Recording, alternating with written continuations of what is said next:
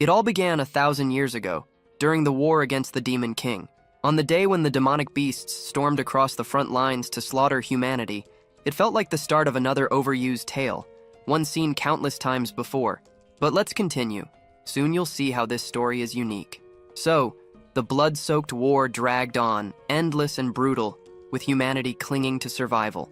The battlefield never dried, every inch drenched in crimson, while the beasts slowly thinned out. Then, without warning, a figure appeared atop a black dragon. That was the moment the legendary Mage entered the stage. With terrifying ease, he wiped the battlefield clean, crushing the horde in a single strike. The dragon's presence alone was enough to paralyze the beasts with fear, while soldiers fell to their knees in worship of the hero. But victory turned to shock. Out of nowhere, the Mage collapsed, lifeless. At the exact moment, triumph was his. His death remained a mystery. Before the end, he left behind a promise. He would await the one consumed with the thirst for strength, the one who would never fall to temptation or corruption. The scene snapped to the present. Inside a subway, all eyes were locked on the screen broadcasting a UFC fight. It was the 17th title defense of the reigning world champion. The crowd around the octagon went wild, voices uniting in a roar for the challenger. In the blue corner stood Patrick, the challenger, 120 kilos of carved muscle, built like a bodybuilder, the audience urging him to kill. Opposite him, in the red corner, was the champion, 37 wins, 0 losses, a man who had never tasted defeat. His body was honed to perfection. They stared each other down. The announcer pointed out that Kim Jin-ho hadn't been using his foot much lately. Rumors spread fast. Patrick himself had claimed the champion must be injured and that today would be the day the streak ended. Whispers filled the arena. Jin-ho was 48 years old. No man could keep winning forever. The bell rang. Patrick froze. He hadn't even moved, and yet the champion's presence was crushing, suffocating. Terror radiated off the man like heat. Still, Patrick knew about the injury. He darted forward, aiming low for a takedown, ready to slam the champion to the mat. Confidence surged. This arrogant bastard had stepped into the cage injured, and now he would pay. But just as Patrick's hands brushed the leg, just as his grin spread in triumph, light tore through the air. Blood exploded across the cage, and in that instant, everything was over. Patrick was wrecked in the cage. Kim Jin-ho had held back his leg on purpose. Otherwise, the fight would have been too easy. Pure arrogance, dripping from every move. Later, in the locker room, he threw on his coat, slammed the locker shut, and got ready to leave. A buddy, half joking, tried to stop him, saying there were people waiting for interviews, fans wanting a word. Jin-ho brushed it off, telling him to let them send a message. His time was already packed, and he had better things to do. The friend insisted. Outside, rain poured and traffic was chaos. Jin-ho grinned, saying that was even better.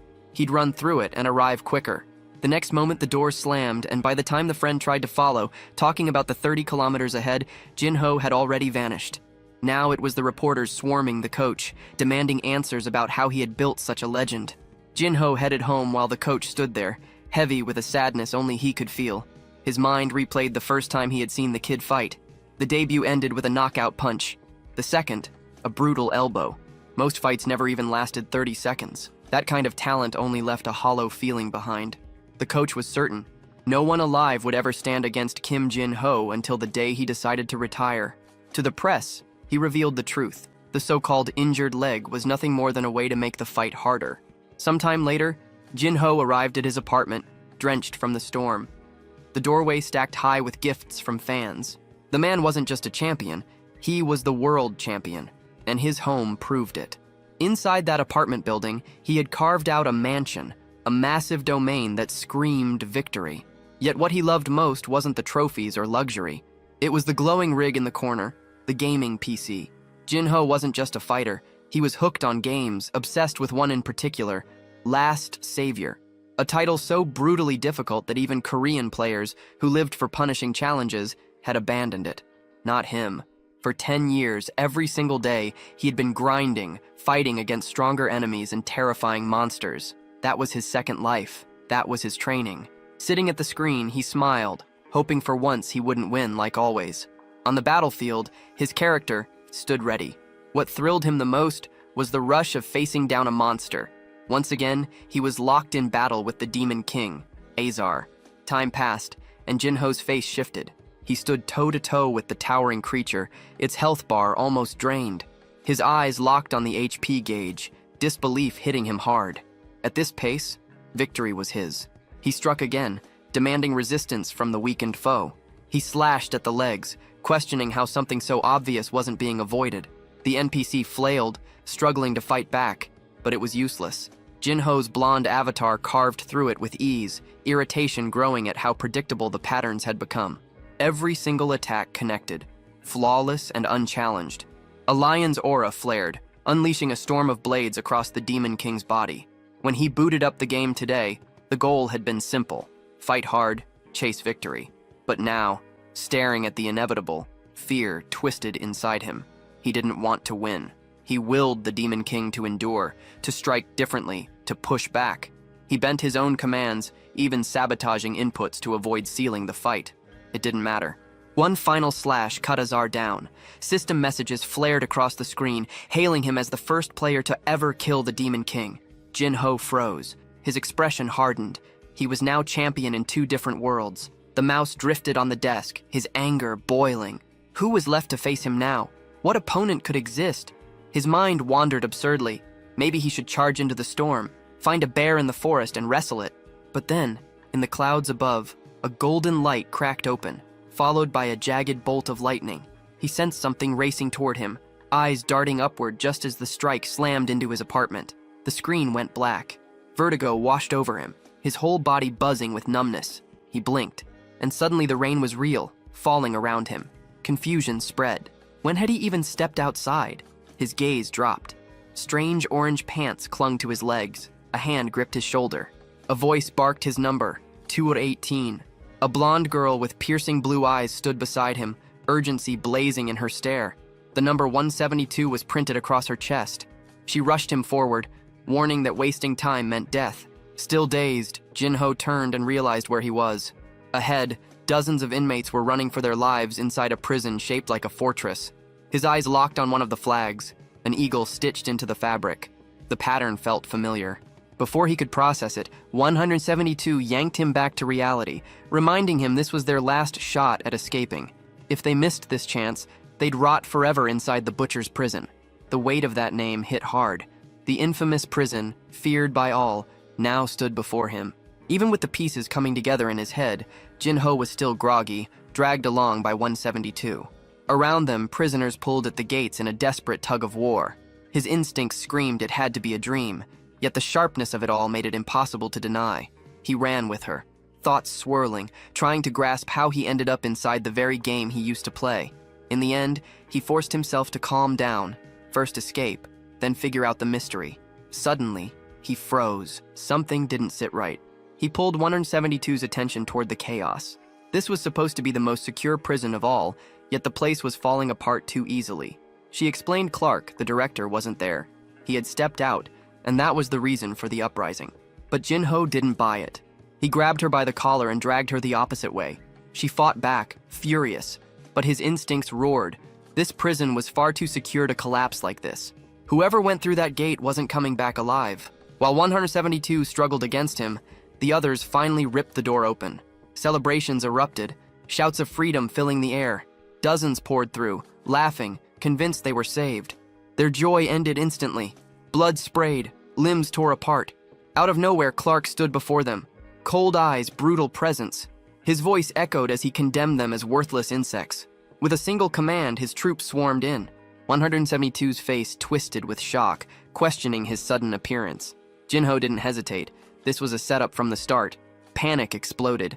The same criminals who had cheered moments ago were now sprinting back inside, screaming for their lives. The prison walls were drenched in blood, painted red by their desperation. Later, Clark ordered the survivors rounded up. A line of broken prisoners formed. Among them, only Jinho and 172 stood out. Not like the rest. While the others seemed like copies stamped from the same mold, these two were different. She stood right beside him, gagging hard, until it all burst out into her hand. Disgusting. It would have been better if she had just puked on the floor. And to make things worse, the moment she moved to vomit, she was punched for it. Jinho froze, stunned by how brutal they were, even toward kids. No wonder riots exploded in this place nonstop. If that happened again, he knew he'd have no choice but to throw himself into a fight. That's when Clark appeared, towering like a monster. He mocked him, calling the kid either too lucky or too cowardly for not trying to escape. Typical, he said. Mages were all cowards, pathetic excuses for rivals. The thought of comparing himself to them was sickening. His face leaned in close to Jinho's, venom dripping from every word, promising that Arohan would regret surviving this day. Then he walked away, leaving the protagonist staring at his own reflection, questioning if he had just been called that name, Arohan. A week later, the sky stretched wide and blue, while Jinho worked under it. The entire day had been wasted stacking rocks. Not for any real reason, just pointless labor to keep them from sitting still. His hands were shredded and torn apart. The man, Kim Jinho, 218, Arohan, whatever he was supposed to be, kept lifting stones, cursing how even that drained his stamina. This body was pathetic, weak to the core. They had labeled him a mage, but when he tried magic, nothing happened. It was a complete failure. It didn't add up. Arohan was supposed to be a name tied to one of the most powerful mage families in the region, and then it clicked. He probably belonged to that family, but had been thrown away for having no magical talent. Knowing their cruelty and sadism, it made perfect sense. A guard barked at him, ordering the rock to be carried to the other side. He obeyed without a word, moving it across the yard. His eyes weren't on the rock. He was waiting for something else. The system window. The screen still flashed. Synchronization delayed due to excessive data. A cruel irony. In his original world, he had been too strong, unstoppable. Now here, this body was stuck, lagging, struggling just to download what it needed. Days passed. Mealtime came, though meal was too generous a word. A bowl of water with a chunk of bread hard enough to crack teeth. He chewed and spat curses under his breath. No matter how hard he trained, with food like this, he wouldn't build muscle, wouldn't build anything. Then 172 appeared, questioning why he wasn't eating the bread again. She reached for it, but he didn't allow it. Something about her felt off. Jinho kept thinking this companion was peculiar. Was it a boy? A girl? He couldn't even tell anymore. Something about this person didn't add up. What struck him most was the question of why someone this young was locked up here at all. 172 warned him to stay alert. Lately, thanks to him, everyone's workload had increased, and the other prisoners weren't pleased. That explained why so many eyes were fixed on him every time he walked by. 172 pressed further, telling him to be especially cautious around 589, the prisoner leader, infamous for his brutality inside the arena. Jinho told her it was safer not to interact, since even being close to him might drag her into danger. But 172 shrugged it off, claiming she already knew everyone and didn't need to worry. The protagonist rose to his feet, saying the truth would come out right now. And sure enough, a group of prisoners started closing in. He muttered that this was exactly the kind of situation she had warned about. At that instant, 172's eyes widened when she noticed the number. That man was 589, the so-called leader of the prisoners, or more accurately, the Bald Gang's top dog. So far, only Jinho and 172 still had hair. That couldn't just be coincidence. The bald leader stepped forward, saying he'd heard the increased workload was all because of the newcomer. Jinho wanted to know what that had to do with him. The response came sharp. It was his fault. Before he could even argue, a massive hand came down, wide as his head, smashing into the ground and leaving a crater. 172 cried out for him, but in the same moment someone caught the leader by the neck. Jinho wasn't here to play. He drove a knee straight into the man's chin. The bald crew froze, panicked, shouting for their boss.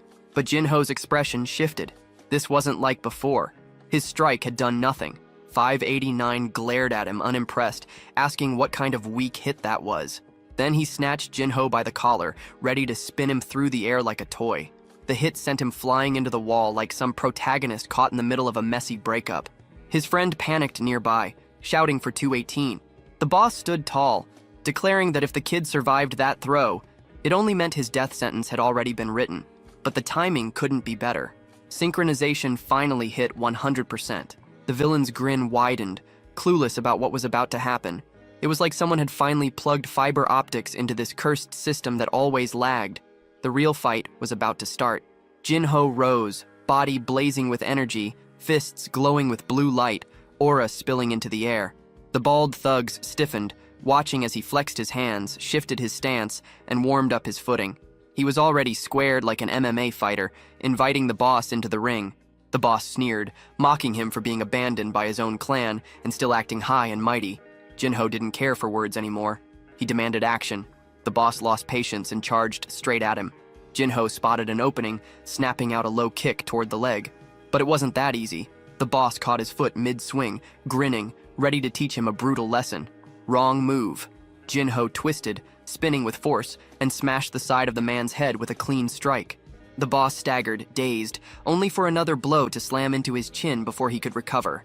He reeled, body ready to collapse, but Jinho didn't stop. A solid kick followed, sending him stumbling until he finally crashed to the ground, unconscious. Standing over him, Jinho exhaled dramatically, muttering that this was exactly why he avoided using his legs. The moment hung for a second, until chaos erupted. Every prisoner around pulled out their makeshift blades, cheap shanks so flimsy they barely counted as knives. They all closed in on him. Jinho planted his foot on the boss, yanked his arm back, and made his warning clear. If anyone dared to move closer, this man would never be able to feed himself again. The bald crew froze, paralyzed, unsure what to do. Jinho ground his heel harder into the arm, glaring at the crowd, calling out that too many of them were still standing around. If they wanted to stop this, call the guards. One of them panicked, sprinting away, yelling that once the guards freed the boss, Jinho was as good as dead. But in the end, fear won. The gang caved, hauling their fallen leader away instead of striking back. Later, inside the cell, 172 looked at him in awe, demanding to know how he pulled that off. It was unbelievable. On top of that, she swore he even looked taller all of a sudden.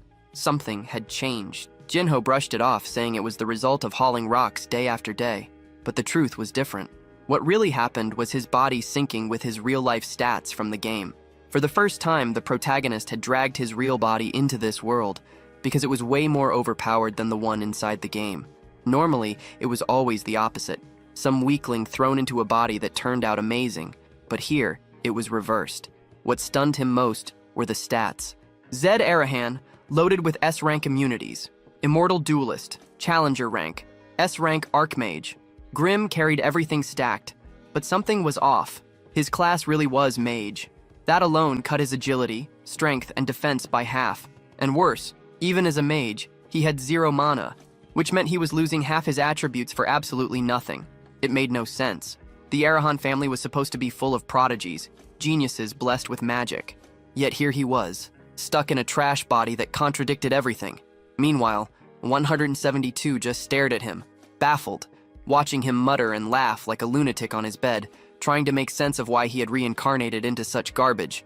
He forced himself to calm down, running through his options. The so-called growth penalty was cutting everything in half, but still, half was better than 0. And physical strength? That was something he knew how to build himself, even faster. The real obstacle was the food. That slop they called meals wasn't helping his body develop at all. What really drew his attention was the pile of S-rank talents sitting on his sheet. If he had all that and just a bit of mana, he'd be completely broken. Blessings like those were for only a handful of people in the world. No matter. He'd figure it out. He just needed a way around the no mana curse. There had to be a solution. Right then, the silence was broken by a guard shouting numbers from outside the cell.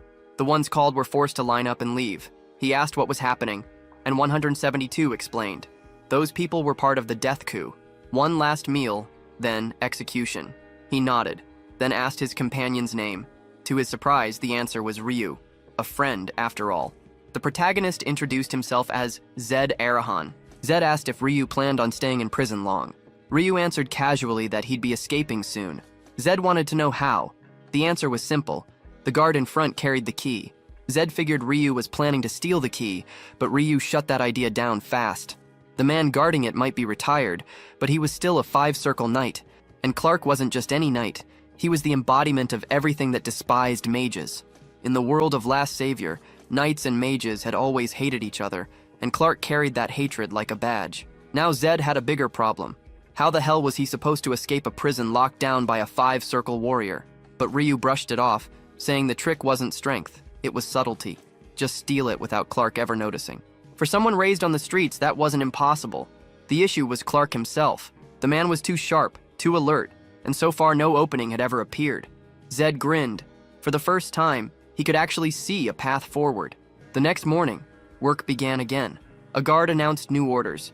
By command of the boss, the prisoners would be hauling even more rocks than usual. Complaints broke out immediately. The inmates shouted it was impossible, that they'd all die if it kept up. The guard silenced one with a blade pressed to his throat. Another bald prisoner stepped up, demanding to know why they were being worked to death. There was no reason for it. The guard's smirk said everything. He told them they already knew whose fault it was. All eyes turned toward Zed. Then, with a fake cough, the guard walked away, promising to return soon.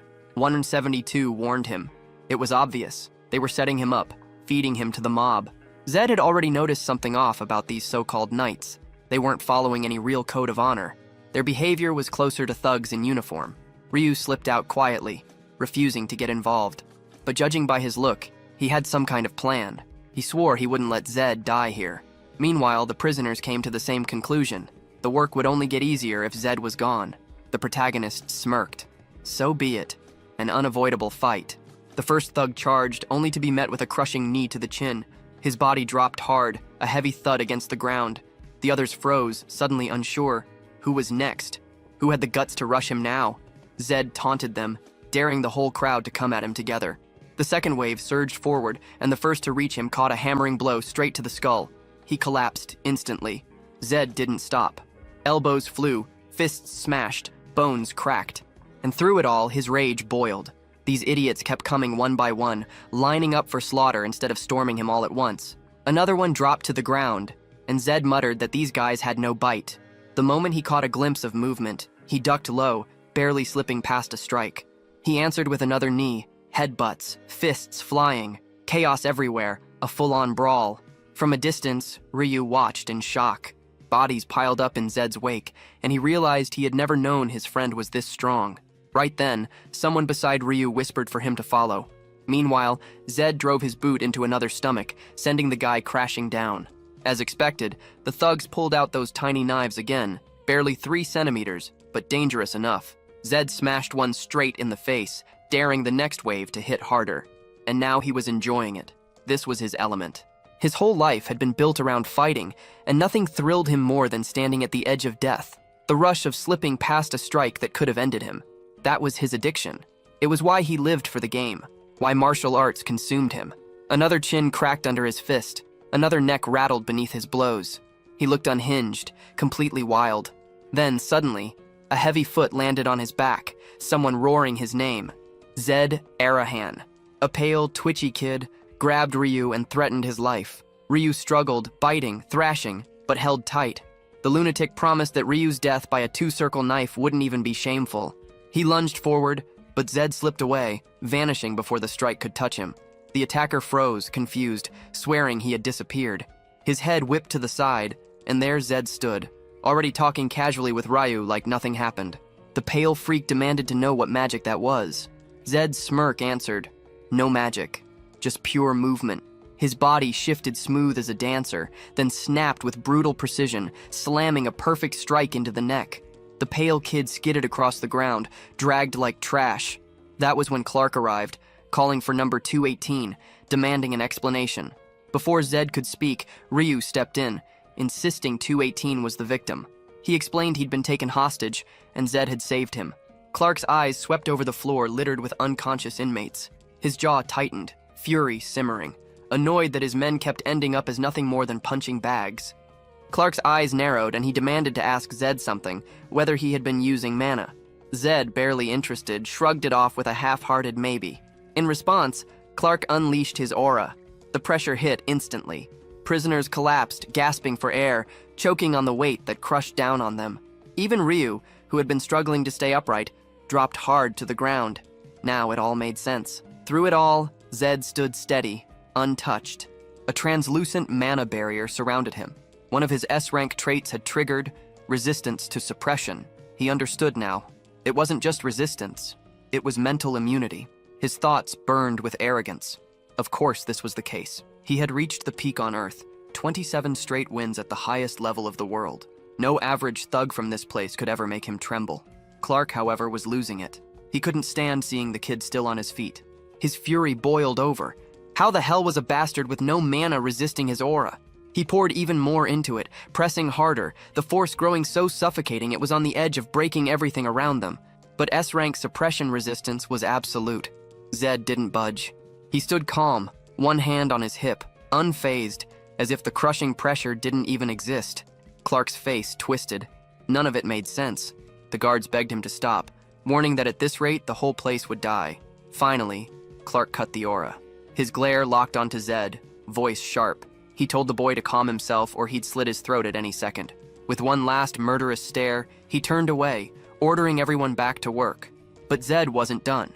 He called out, demanding Clark stop. He had something to say. He declared he was done with the endless rock stacking, finished with being ambushed by every prisoner thrown his way, and because of that, he was planning to settle it once and for all. Ryu stared at him like he'd lost his mind, asking what the hell he was talking about. Zed grinned. He wanted to join death row. Clark froze, questioning if he even understood the weight of what he was saying. It wasn't a choice he could take back. Zed didn't flinch. He told Clark to record it in a crystal ball if he wanted. His decision wasn't changing. Clark smirked coldly. Perfect. He ordered a registration item to be brought, and right away Zed added one more thing. Since he was now on death row, he wanted to claim his last meal, a birdie steak. The portion was massive, enough to fill him completely. The guards' faces gave it away. It was absurdly expensive. They muttered it was madness. That steak, top quality, came only from the Southern Empire. In the game, it was one of the rarest consumables. A dish so rich it could restore strength even drained by age. Some warriors had eaten it mid-battle, turning the tide with the buff it gave, winning fights they should have lost. But Zed didn't look like he just wanted a taste. He told Clark it was only fair, considering the family he came from and the value of his life. And he warned. He knew exactly what the real thing was like. If they tried to trick him, the deal was void. Ryu couldn't handle it, demanding to know why this lunatic was chasing death. Zed almost laughed, saying he'd forgotten his friend was with him. Now both of them were tied to death row. The staff hesitated, but Clark's voice cut through, demanding they follow orders. An Arahant's life was worth the price. Ryu panicked, furious that he'd been dragged into this insanity. Time jumped forward. Back in his cell, Zed kept training. Just securing that stake took over a week, and he wasn't wasting a second. Ryu thought it was pointless. Why train if you were going to die anyway? That's when Zed revealed his system. Each attribute capped at 100. Any extra experience overflowed into whatever stat hadn't maxed out. And since every single attribute of his was already at the ceiling, all his gains were being funneled straight into mana. Right in the middle of another set, a guard called for them. Zed's grin spread. Finally, the steak was here. The meal arrived, an extremely rare slab, golden seared, dripping juices. The moment Ryu took a bite, tears welled in his eyes. He'd never eaten anything so good in his life. Zed reminded him not to forget who made it possible. As he ate, Zed could feel his body shifting. Negative status effects were being peeled away, bit by bit. Experience that had been blocked started to flow in. Elsewhere, in Clark's chamber, someone entered with the report. The banquet had begun. Clark smirked, ordering no one to disturb them. But his mind wasn't at ease. That day still gnawed at him. The boy hadn't resisted, and yet, Clark had felt something he couldn't explain. It was as if his magic failed to connect. Even retired, Clark was still a 5-circle knight. A young mage without mana should never have been capable of resisting that. Something had gone wrong that day, something beyond his grasp. But this time, he was certain he'd get the truth. His eyes lingered on the bracelet. The humiliation about to come would be 100 times worse. Not long after, the banquet ended. Both Zed and Ryu were stuffed. Ryu muttered that he was ready for death, but Zed wasn't. His body buzzed with energy, brimming with strength, the same rush he felt after a day of pounding the sandbag. The door creaked open. He turned, already announcing their arrival, already mocking Clark, asking what came next, now that every bite had been devoured. Clark began to speak, but Zed cut him down, telling him to wipe that sad smile. Disappointment was all he should feel. There wasn't even a crumb left. Clark's fury simmered. He spat that this brat thought too highly of himself, clinging to his bloodline. Still, he gripped Zed's shoulder, promising agony would follow. A bitter image formed. 40 years old, straining to handle a teenager. The truth spilled out. Clark's real goal was to exploit the presence of an Arrowhan. Any scrap of knowledge about that family was worth a fortune. He activated the bracelet. Zed felt it immediately. The man himself was a magical tool. Clark sneered, demanding what he thought of that sensation. Zed didn't flinch. He stood still, completely untouched. Ryu crumbled, nearly unconscious, collapsing to the side. Zed told Clark to behave better. Clark snapped, slamming both hands onto his shoulders, pouring in all his force. Nothing. Zed simply patted his hand away, unfazed. And just like that, the fight was set. Zed warned him. He should have killed properly if he meant it, instead of whining like a child. Clark twisted in rage, unable to comprehend why the artifact failed. The only explanation would be if the boy had a higher magical circle, but his age made that impossible, which left one option: Arohan bloodline, a natural counter. Clark seethed. He had clawed his way to the 5th circle through years of relentless training, sweat, and pain. Yet even a failed mage discarded by his family could resist the artifact. Then suddenly, the bracelet fizzled out, its glow dying, shutting down completely. Zed asked if Clark was finally done with the nonsense. Clark lowered his head, abandoning the threats, muttering that Zed could resist all he wanted. It didn't matter. The decree from the Majesty had already arrived. Execution at dawn. He should savor his final night in this world. Later, back in his quarters, Clark scribbled down notes. He hadn't managed to gather much, but he wrote anyway. Exhaustion weighed him down, his mana drained completely from pushing the artifact. The pen slipped from his hand as his head dropped, sleep dragging him under. Not long after, Ryu stirred awake. Zed, already up, asked if he was finally going to get moving. He told him to quit whining, even if he felt sick or like puking. Still, he acknowledged the kid's quick hands. He'd seen it. Clark almost falling forward like his body gave out, sitting, falling, forcing himself upright only to slump again. It looked strange, but Zed knew why. He praised Ryu's work. Quiet, sneaky, almost flawless. For anyone else, it would have been impossible. Ryu admitted it only succeeded because Zed distracted Clark. But then he asked if Zed was really fine after enduring all that pressure. Zed brushed it off, while Ryu muttered that there was definitely something off about him. Ignoring it, Zed pulled up his status. Mana still sat at 0, but everything else had dipped to -40, which in his case meant stronger. The brawl had pushed his body further, making it more comfortable to control. He couldn't even imagine how it would feel when his stats hit a full 100%. He turned to Ryu and laid it out. They were escaping tonight. If Ryu had recovered, it was time. Ryu panicked, saying it was madness. Clark would notice them the second they made a move. Zed smirked.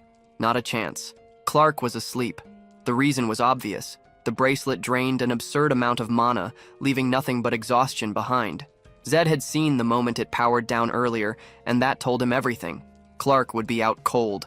On top of that, he carried the keys. The moment to escape finally came, and both of them rose. Ryu hesitated, but Zed reminded him the hardest part was already done. One swift kick shattered the bars, sending them crashing to the floor. A few scraps of metal were never going to hold him. On the other side, guards immediately reacted, demanding to know what was happening. Zed didn't waste time. Of course, it was obvious. He was breaking out. Before they even realized what hit them, the two were already sprinting through the yard. But the guards weren't unprepared. They had already formed a line at the gate. Poor bastards. The one standing in the center might as well have written his will. Against Zed, he had no chance. Shots were fired, but Zed charged forward without slowing, Ryu trailing behind, terrified. The first guard in his path looked old enough to have 6 kids Zed's age. Zed blew past him, slipping by with ease before planting a palm into his face and bowling him straight into another. Both collapsed in a heap. The next guard didn't even get the chance to blink. Zed's strike crushed his jugular, dropping him instantly. Zed cut in from the right, tearing through the formation. The first man he'd thrown down was stomped into the dirt again, while the others, instead of fighting back, focused only on covering themselves. One desperate fool swung his sword, but Zed ducked low, spun, and drove his heel into the man's ribs. The crack echoed as the guard folded, crumpling onto his own legs. Another blade came down. Zed braced a hand against the ground, blocked it with fluid motion, and fired off another brutal kick. Bodies kept hitting the ground. One man slammed face first into the dirt. 2 more rushed from behind. Zed's grin stretched wider. He was enjoying every second of it. A single kick sent one guard flying into the other, both collapsing together. Ryu watched, speechless, unable to believe what his eyes were showing him. By the time it was over, the yard looked like a battlefield. Meanwhile, Clark woke to chaos. His face twisted with disbelief as he realized he had dozed off at the worst possible time. His men were scattered across the ground, begging for mercy, and number 218 was gone. He ordered the hunt to begin immediately, but the scene shifted. A quiet village hotel not far from the prison. Ryu kept scanning the area, nervous, checking every corner for signs of pursuit. The two of them stood out like flames in the dark, still dressed in their glaring orange uniforms. At least Ryu knew the streets and alleys of the region. Ryu started showing Zed around, explaining how things worked. The first priority was blending in with the locals. Their solution was simple: rob a beggar's stash and steal his clothes. That was the best disguise they were going to get. Next came food. Zed questioned how they'd manage that without a single coin, but Ryu, slippery little thief that he was, just smirked. He'd handle it with ease. He even told Zed to stay behind like some background character while he took care of business. 1 or 2 hours later, Zed's appearance had changed. His eyes were now a different color, thanks to a contact lens Ryu had brought back. They were in the southern region, where blue eyes were a trend, tied to the legacy of an old hero. Zed figured it came from the Sword X family, the clan the protagonist Tora once belonged to. Their sworn enemies were the Arahans, complete opposites even in appearance. Sword X carried blue eyes. Arahans bore red, which meant walking around with glowing red eyes would have been suicide. Later, the two found themselves in a forest cabin. Reality was only now settling in. Zed couldn't shake the thought: how the hell had he ended up trapped inside a game? And what kind of absurd situation left him sleeping in a stable, claiming life was at least entertaining this way? Zed, though, wanted answers. Why was this lunatic always stuck to him like glue? Why did he keep calling him a side character, like it was some kind of running joke? He didn't understand it. For now, he'd keep Ryu close. He still needed the help, but he'd stay cautious. Trust didn't come easy. Loneliness weighed on him. It made sense. He was 40 years old, a man who had spent his whole life fighting and gaming. His house back in the real world had been empty. No one there. Morning came, and with it, the realization that none of this had been a dream. Zed woke in the shabby cabin, still stuck in this new reality. Ryu laughed, impressed that a noble like Zed could actually sleep in a place like that. Zed asked if he liked it here, but Ryu only gave the obvious answer. There was no such thing as liking when you were poor. You sleep wherever you can. Zed might have hijacked someone else's life halfway through, but in his old one, he had been loaded. And like a true capitalist, he got up declaring it was time to make money. Because you can't level up, can't get stronger, if you don't even have a bed to crash on or food to eat. Ryu argued it wouldn't be easy. Clark's men were hunting them, and sooner or later, they'd be caught. Zed asked if he meant stealing, but brushed it off. No way. You'd never get rich fast enough in this dump by picking pockets. The only real option was money earned the hard way. The arena. And just like that, they were there. In the underground pit where sand kicked up with every stomp, where fighters locked foreheads and fists did the talking. Zed's smug grin said it all. If there was one place he belonged, it was here. The crowd went insane, packed in shoulder to shoulder, roaring as the fights turned savage.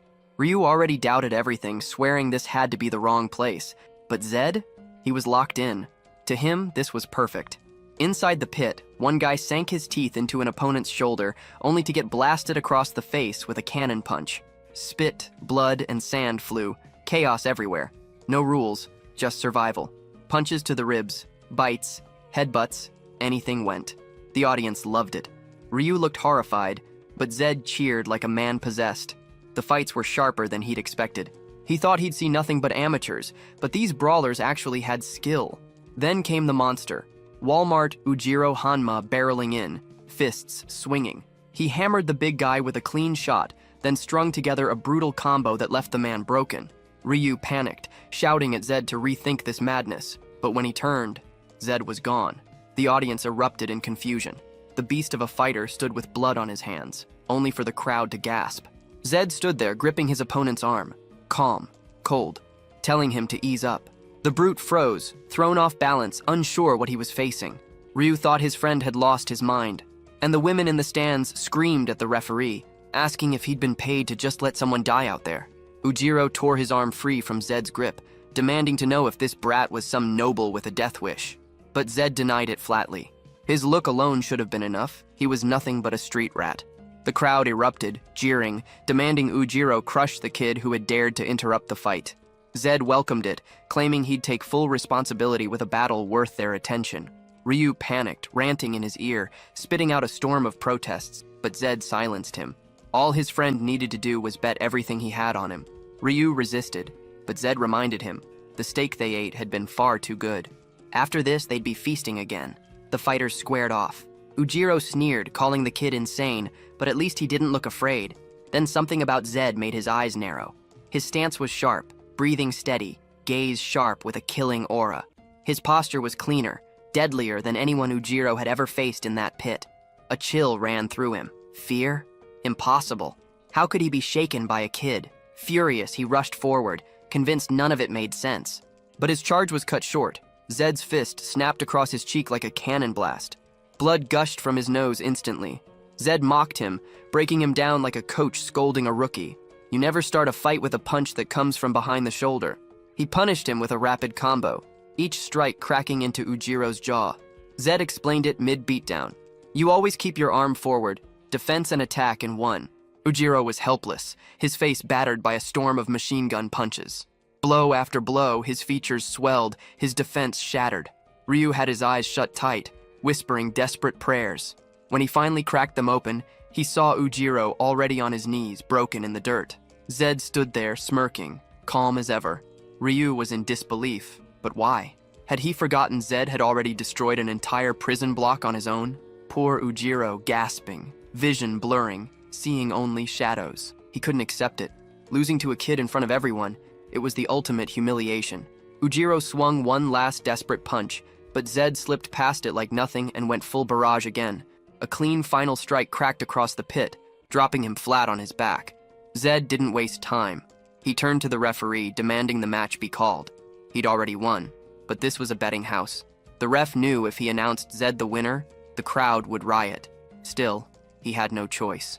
Ujiro wasn't moving. The call was made. Zed, the victor. Zed brushed it off, saying the fight wasn't even a warm-up. Later, with a bag of coins in hand, he scowled. It was too light. He asked why there was so little when 60 people had bet against him, and only one had bet in his favor. The bookie swore the math was right. The payout followed the system exactly. Zed pressed harder. With that kind of betting pool, the prize should have been massive. He called Ryu over, and one look at his face told the truth. He hadn't bet everything. Before Zed could rip into him, someone new appeared. Tall, long blue hair flowing, draped in a red dress. She had presence, that much was clear. But her face, pure villain, trouble written all over it. She stepped closer, saying she wanted a chat. Zed brushed her off, asking who she even was. She smirked, claiming it was obvious this was his first time here if he didn't know her. She introduced herself as Herna, the owner of the arena. But Zed wasn't interested. He walked right past, saying it was good to know but he wasn't here for conversation. Ryu's gut twisted. This wasn't going to end well. Sure enough, two giants stepped forward, blocking Zed's path like a living wall, iron jaws, shoulders like boulders. Zed tilted his head up, unfazed, warning them flatly that if they didn't move, they'd all end up on the ground. The guards exchanged confused looks, thinking the kid had completely lost it. And from behind, Herna's voice cut in. The warrior Zed had just beaten. He wasn't some local brawler. He had been brought in straight from the big city. He needed to understand the weight of her words. She would let him walk away today, but the next time, it would be on her terms, somewhere far less forgiving, dangerous. That woman played with fire, and Zed knew it. She liked strong men, and that alone made her even more of a threat. But somehow, he slipped away untouched. The next day, the two sat inside a bar. Ryu looked drained, glaring at Zed, calling him insane for standing so boldly in front of that woman. Didn't he realize? She controlled everything in that arena. Zed brushed it off, calling her nothing more than an old fox obsessed with money. Ryu admitted he was right. She was known as the Fox, and getting close to Zed had probably been her attempt to squeeze some advantage out of him. It wasn't the first time Zed had been branded a genius. Back in his rise, once the wins started stacking and his name began spreading, he was bombarded with offers, contracts, promises, endless deals. Naive at the time, he'd been scammed more than once. But by luck, he'd found a manager who had made him a world champion. Those experiences carved the truth deep into him. At the top, the only ones who survived were those who knew when to bite back. He'd called her an old fox for her wisdom. Soon, they'd see which of them was truly wiser. The meal they ordered finally arrived. Expensive meat, finely served. Ryu was ready to devour it instantly, but Zed stopped him. Something was off. The quality was nowhere near what they had ordered. No way it was that ultra-rare birdie steak. If it was, it wouldn't be available to every drunk sitting in that bar. Ryu waved it off, claiming food was food. Once in the stomach, it didn't matter. Zed didn't budge. If they paid for a birdie steak, then they'd damn well get one. He waved down a waiter. The man snapped at him, saying if he wanted to complain, he should leave, because no one wanted him around. Zed ignored him completely, stating flatly the steak was fake and they'd better bring the real one before talking back to him. The waiter scoffed, calling him crazy. Zed demanded to see the boss. That sealed it. The waiter thought the street rat had lost his mind, but he smirked anyway, saying fine, if he really wanted to meet the boss, then follow. The path, of course, led nowhere good. Inside the office sat a fat man surrounded by thugs, knives already raised and aimed at the door. The boss asked if Zed was the customer causing all the trouble. Zed answered that the real troublemakers were the ones selling fake goods in this dump. The fat man waved a hand, sending his first thug forward, saying the kid didn't understand the mess he'd walked into. But Zed was already smiling. Another fight. Another bit of fun. The bar's thugs rushed him, poor fools. Every one of them ended up the same. Faces smashed, bones snapped. One had his arm twisted and broken. Another dropped from a strike to the neck. Another flipped flat on his back after a clean counter. The fat boss, who had been laughing at first, quickly realized the tide had shifted. His men were scattered across the floor, broken and groaning, while Zed stood alone in the center, untouched. Ryu shouted a warning. This was the same kid who had dropped Walmart Ujiro. The boss froze. He'd heard whispers about that fight, but thought it was nothing more than rumor. Navi asked what Zed wanted. Zed laid it out clear. First, they'd return the money he had paid. Second, they'd cover the cost of the steak at the proper price of a real birdie steak. The fat man roared, calling them nothing but crooks. But the deal was made. Later, Ryu collapsed onto a soft bed, grinning like a fool, saying he'd never slept anywhere this comfortable. He rolled over, praising Zed as expected of someone from a powerful, noble family. Zed answered simply, negotiation was easy when you had power. Another night passed. As usual, Ryu had that strange look on his face in the dark. Out of nowhere, he sat up and called for Zed, asking if he was ready. Zed didn't answer, so Ryu left. But Zed was wide awake, watching him go, having seen everything. Days later, Ryu barged into the room, complaining he was starving, asking when they were heading out to eat. Zed, as always, had been training non-stop.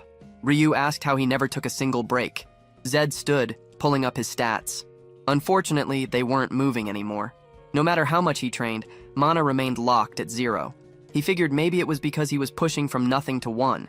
The hardest part was dragging on. It was taking longer than expected. Zed turned to Ryu, announcing training was done. Time to get a steak for breakfast. 3 days had passed since their last visit, enough time for the staff to recover. Last time, they had devoured 10 portions, leaving the place in such a mess the workers ended up paying them instead. Zed asked how many coins were left. Ryu admitted they were almost broke, claiming the cost of living in the city was insane. Zed nodded, but inside he knew better. This was a game he had played for 10 years. He understood the economy here. 50 gold coins. That was their earnings. Not the kind of fortune that should vanish in just a few days. Maybe Ryu thought he was stupid, just some naive noble with no clue how the world worked. But Zed wasn't blind. Was it greed? Was he hiding something? Or maybe some addiction eating away at their stash? For now, he decided to play along, acting like he hadn't noticed. Ryu hadn't shown any signs of betrayal yet, but sooner or later he'd figure it out. At the bar, one of the men cracked the door open, reporting to the boss that the two had arrived. This time, they had a plan. Orders were given, get everyone ready. The moment Zed stepped inside, he was welcomed with a candlelit banquet. The waiter greeted him warmly, urging him to feel at home. Too warm, too fake. Zed's instincts screamed. Why the sudden hospitality? His eyes scanned the room. No assassins hidden in the shadows. The restaurant looked normal, just like always. Then Ryu broke his focus, wrapping meat and lettuce together and offering it to him. Zed grabbed his hand, agreeing to eat, but keeping his guard up, eyes sweeping the room. The instant he bit down, he felt it. Something was off. He barked for Ryu to spit it out. Ryu spat immediately, panicked, demanding to know what poison trick this was. Zed analyzed calmly. The dose was small, not lethal, but no question about it. Something was happening behind the scenes. Zed pulled up his status screen and instantly understood why the staff had been so friendly. Absolute poison resistance. The trick had no effect on him. Still, he knew the truth. If he kept eating endlessly, eventually even that wouldn't save him. Ryu pressed him, asking if he was really sure it was poison. He hadn't smelled anything, hadn't noticed a thing. So why couldn't they eat? Zed brushed it off, saying it was because he was an Arohan, a deflection. Ryu snapped, angry at the arrogance. So that was it. His noble blood made him untouchable. The smile that crept across Zed's face was sharp. Time to make these bastards pay for trying something like that. Not long after, the boss arrived, furious, demanding to know what they wanted with him. Zed sat calmly at the back of the table, saying he was only curious and had questions. The boss's eyes darted to the empty plates. They'd eaten everything. The poison should be tearing them apart by now. The boss cut him off, saying he wasn't here to answer anything. He wouldn't waste words on brats trying to shake him down. Zed leaned forward, telling him he was the one misunderstanding the situation. He told Ryu to pass over some food so they could talk properly. Ryu, reluctant, handed over a meat roll he'd been holding for nearly an hour. The fat man just stood there, confused, demanding to know why they'd offer something like that. Zed told him it was a peace offering. If he ate, then he'd accept whatever terms came after. The boss snarled that he had no interest in peace. He wouldn't bow to a kid. Zed pressed harder. Maybe the man just enjoyed giving away his money, or maybe there was another reason he wouldn't touch the food, like the fact that it was poisoned. The fat man stammered, unable to answer. Zed slammed his foot into the table, flipping it. Meat scattered across the floor. His voice cut through the room. He'd been merciful up until now. But if this trash wanted to suffer, he'd give him plenty. The boss, sweating, smacked the wall, insisting there was no poison. He demanded proof. If they could show it, he'd admit it. Zed reached to his face, peeled out the contact lens, and revealed the truth. The red glow of an Arohan. The fat man's eyes went wide. Terror gripped him. He stumbled back, dropped hard to the floor, and collapsed onto his knees, begging, crying, apologizing. He swore he hadn't known. He hadn't realized he was dealing with a noble. The desperation bled from his voice as he pleaded, asking why someone from a house like that was out here, pretending to be a beggar. In that instant, Zed understood something crucial. The Arohan name carried far more weight than he had ever imagined. He asked the fat man if he would obey anything he commanded. The man, trembling, said yes. Zed laid out his first condition. His identity must remain a secret. The man agreed instantly. Then came the second condition. Half of all the boss's wealth would be handed over, and in exchange, Zed would act like none of this had ever happened. The Arohan reputation was so terrifying, Zed almost expected resistance, but the man didn't argue. No hesitation. He rushed out, vowing to bring the money quickly before the boy could change his mind. Zed slid the lenses back over his eyes. Ryu smirked, praising him, saying the Arohan name alone had crushed the man into submission. But Zed warned this would be their last night in the city. Before the thought could settle, someone else walked in. Arms crossed, eyes sharp, Herna. She claimed it was good to finally meet again. She praised him, saying he was even more impressive than she had expected. Zed froze. Did she know? Had she discovered his Arohan bloodline? For a second, it made sense, until he noticed the fat man shaking his head in denial, clearly terrified of revealing it, which meant Herna's information had probably come from the prison. If the boss realized Zed was just an abandoned Arohan, their deal would collapse. He had to end this quickly. He agreed to a private talk with her. Sitting across the table, he asked why she was here, why she was after him. Herna tilted her head and told him he was mistaken again. She hadn't come for him. She was there for a client. That was when Zed realized. The client was Ryu. Ryu apologized, admitting what he had done. Herna said she was sorry as well, but her side of the deal hadn't been completed yet. Ryu exploded, furious, saying that wasn't what they had agreed on, that he had already paid a fortune. But Herna shut him down, saying it was impossible. The person he wanted had been gone for too long. Alive or dead, nobody knew. Zed finally pieced it together. The real situation was clear now. He told her things would be handled differently. If she wanted to negotiate, then she would be negotiating with both of them. In short, Zed agreed to help Herna, but only if she solved Ryu's problem first. Herna thanked him, saying her request was simple. All she wanted was for him to fight Walmart Ujiro again. Ryu immediately called it a trap, but Zed didn't hesitate. He accepted on the spot. Herna, with that lip-filler smile, promised she'd keep her word. Later, the two walked through the streets. Ryu carried a small pouch of coins, his face dark. Zed asked why he looked like that. They'd made plenty of money. Ryu admitted he was sorry. He hadn't wanted to keep things hidden. Since Herna knew the city and everyone passing through, he thought she could be a good lead, but he should have told Zed before making the deal. Zed told him it was fine. He'd known from the start Ryu was stealing money. That stunned Ryu, but Zed added that he'd only just figured out the money was going straight to Herna. Ryu demanded to know why he hadn't said anything. Zed shrugged, because he didn't care. The help Ryu had given him was worth more than those coins. But he warned him, he wasn't the type to let things slide forever. From now on, there would be no more secrets. No matter where he came from, Ryu couldn't act like trash.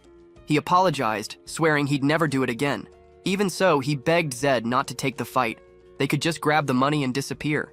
Zed asked how he expected to find his brother if they ran. Ryu's voice broke. He already knew.